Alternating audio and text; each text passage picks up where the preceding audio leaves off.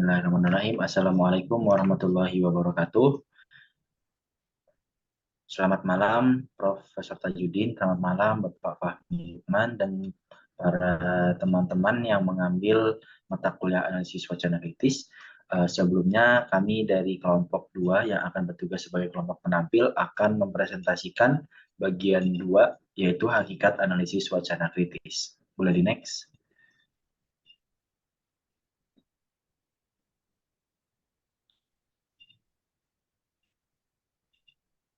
Oke, untuk daftar isi presentasi kami sendiri, yang pertama akan ada pertemuan anggota kelompok, kemudian akan ada pembuka terkait hakikat analisis wacana kritis, kemudian kami juga akan menjelaskan terkait pendekatan, ada pandangan formal, pandangan fungsional, dan juga pandangan formal dan fungsional atau dialektika, kemudian ada pengertian wacana, dan yang terakhir akan ada kesimpulan.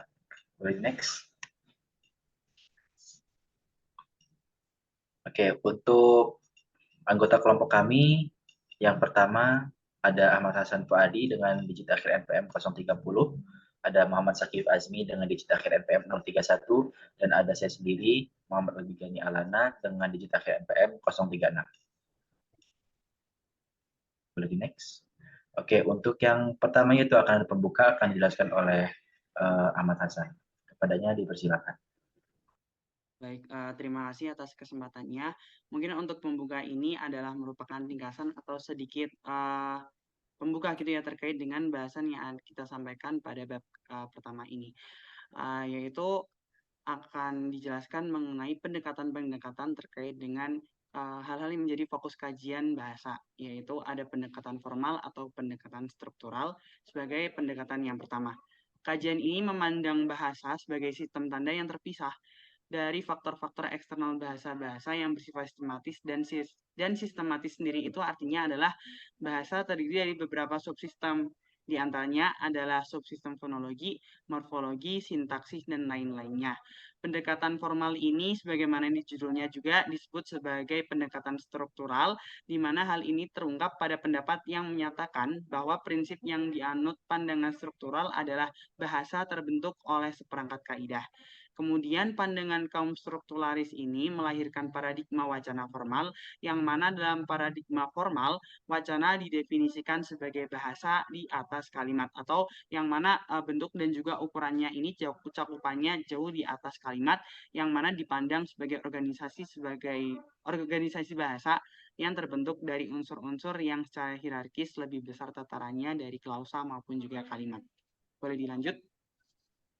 Terkait pendekatan yang selanjutnya. Untuk yang selanjutnya ada pendekatan fungsionalis atau pendekatan yang memandang bahasa sebagai sebuah sistem atau struktur yang terbuka gitu. Bahasa tidak bisa lepas dari keberadaan fakta eksternal bahasa, berbeda dari pendekatan yang pertama.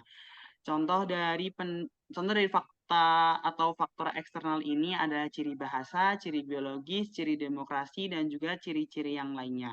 Pengguna bahasa dalam konteks sosial merupakan sentral dalam analisisnya berdasarkan pandangan bahwa dalam fungsinya sebagai alat berkomunikasi, bahasa juga menunjukkan identitas sosial bahkan budaya pemakaiannya. Nah, kemudian dari pandangan yang kedua ini dapat memperlihatkan adanya berbagai variasi dan fungsi bahasa sesuai dengan latar interaksi dan juga norma sosial yang berlaku di masyarakat. Pendekatan ini pun menghasilkan gitu sebuah paradigma fungsional yang memahami bahwa wacana adalah sebuah bahasa sebagai bahasa dalam penggunaannya. Nah, kemudian wacana dalam pendekatan fungsionalis ini dimaknai sebagai sebuah peristiwa komunikasi, yakni perwujudan dari individu yang sedang berkomunikasi. Boleh dilanjut? Oke, untuk yang selanjutnya ada pendekatan atau langkah yang terakhir yang ini merupakan gabungan dari pendekatan pertama dan kedua, yaitu ada paradigma dialektika. Untuk paradigma ini merupakan penggabungan yang memandang wacana sebagai ujaran, yaitu wacana yang dipahami sebagai kumpulan unit struktur bahasa yang tidak lepas dari konteks. Pandangan ini didasarkan pada pentingnya membahas teks dan konteks atau kaitannya dengan unsur-unsur yang ada di sekitarnya untuk meningkatkan cakupan analisis wacana. Hubungan teks dan konteks tidak terlepas dari hubungan-hubungan lain yang sering dianggap berada antara bahasa dan konteks. Pemahaman mengenai paradigma adalah hal yang sangat fundamental dalam melakukan analisis wacana. Paradigma yang dilakukan akan memberikan arahan bagi seseorang dalam melakukan analisis wacana. Dengan berangkat dari paradigma yang pasti dan jelas, maka hasil analisis wacana yang diperoleh pun menjadi jelas. Selain itu, paradigma juga memegang peranan penting mengenai bagaimana nantinya seseorang akan melakukan analisis wacana, bagaimana ia memandang suatu fenomena, maupun juga bagaimana kepekaannya terhadap daya analisisnya. Mungkin demikian yang dapat saya sampaikan. Untuk yang selanjutnya, aku kembalikan kepada Albi. Hatur nuhun. Oke, terima kasih kepada Hasan yang telah memaparkan slide yang tadi telah menjelaskan terkait pembuka hakikat analisis wacana kritis itu sendiri. Kemudian selanjutnya akan dijelaskan oleh saya sendiri, yaitu pendekatan dalam analisis wacana, yaitu ada 3, ada berdasarkan pandangan formal, berdasarkan pandangan fungsional, dan yang terakhir ada berdasarkan pandangan formal dan fungsional atau dialektika. Boleh dilanjut? Oke, yang pertama yaitu berdasarkan pandangan fungsional, ya pendekatan fungsional.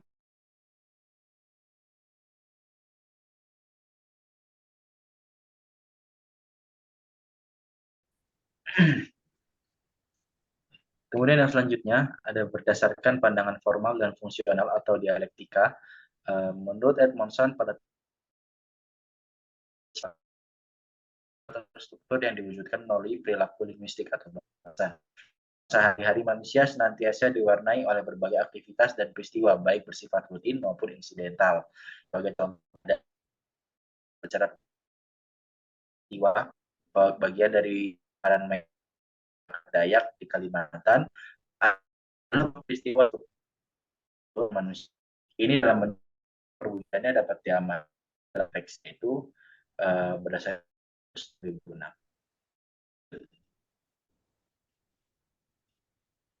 Oke, selanjutnya akan dilanjutkan oleh anggota kelompok kami yaitu Sakib Azmi, kepadanya dipersilakan. Oke, baik, terima kasih Albi. Di sini saya akan menjelaskan mengenai pengertian dari wacana. Untuk pengertian dari wacana ini ada berdasarkan pendekatan formal, yaitu wacana adalah satuan bahasa di atas kalimat yang terlengkap dan terluas dengan kohesi dan koherensi yang sangat tinggi, yang mempunyai awal dan akhir yang nyata, serta dapat disampaikan secara lisan ataupun tulisan.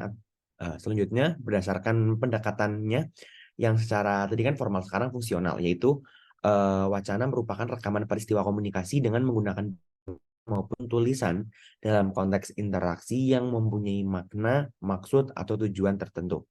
Sementara itu, berdasarkan pendekatan formal dan fungsional secara dialektis, wacana berupa rangkaian tuturan lisan atau tulisan yang teratur yang mengungkapkan suatu hal atau subjek.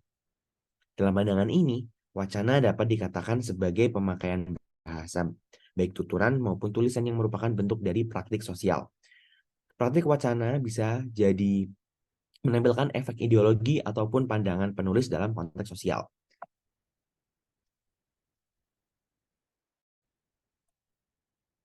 Selanjutnya, untuk kesimpulannya yaitu bahwa analis wacana merupakan istilah umum yang banyak dipakai dari berbagai disiplin ilmu dan dengan berbagai paradigma. Ada 3 paradigma nih tentang analisis wacana. Antara lain ada paradigma formal, yaitu menonjolkan struktur, kemudian ada paradigma fungsional atau menonjolkan penggunaan dalam konteks, serta paradigma formal dan fungsional atau dialektik. Yang tadi mana udah dijelasin sama Albi dan Hasan. Nah, kemudian untuk paradigma wacana struktural dan wacana fungsional itu kurang lebih tabelnya seperti ini. Yang pertama yaitu untuk struktural sendiri, yang pertama struktur bahasa atau kode sebagai tata bahasa. Kemudian kalau untuk fungsional, struktur-strukturan sebagai cara berbicara. Jadi ada 2 perbandingan yang mana ini tabel ini semoga bisa membantu teman-teman semuanya dapat memahami perbedaan struktural dan fungsional. Kemudian yang kedua hanya sebagai alat yang dapat berkorelasi apa yang dianalisis sebagai kode mendahului analisis penggunaan. Kalau untuk fungsional, analisis penggunaan didahulukan, kemudian baru analisis kode. Kemudian kalau untuk yang nomor 3 nih, paradigmanya, yaitu fungsi referensi semantik dipakai sebagai normanya. Namun kalau di fungsional perorganisasian, fitur-fitur tambahan memperhatikan kode dan digunakan secara integral. Kemudian paradigma yang keempat yaitu elemen struktur dianalisis atau perspektif in historis atau universal pada struktural. Kemudian kalau untuk fungsionalnya yaitu stilistik dan fungsi sosial. Kemudian paradigma yang kelima yaitu fungsi atau adaptasi, ada keseimbangan bahasa. Meanwhile semua bahasa pada hakikatnya sama. Untuk fungsional, elemen dan strukturnya sebagai pendekatan etnografis. Kemudian untuk paradigma yang terakhir atau yang keenam yaitu kode bersifat homogen dan komunitas yang seragam.